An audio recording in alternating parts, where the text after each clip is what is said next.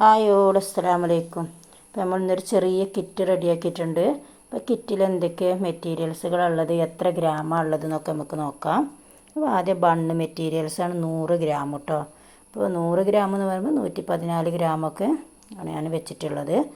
പിന്നെ നമുക്കതിലുള്ളത് ബീഡ്സുകളാണ് 15 ഗ്രാം.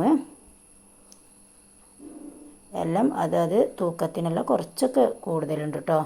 ഇത് 15 ഗ്രാം.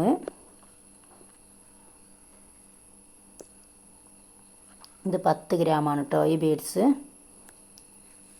10 ഗ്രാമാണ്. അത് ഫ്ലവർ ബീഡ്സാണ്.